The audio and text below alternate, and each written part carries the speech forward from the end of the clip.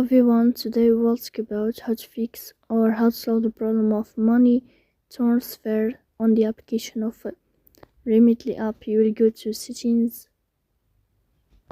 In this page you will go to apps, default apps, app settings.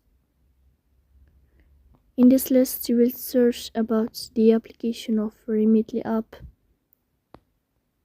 and you will click here. In this page of app info, you will click on first stop and you will click OK. Here you will enter to the window of storage. Then you will click on clear cache. But pay attention, don't click clear data because that can delete your account or can cause the errors on your app.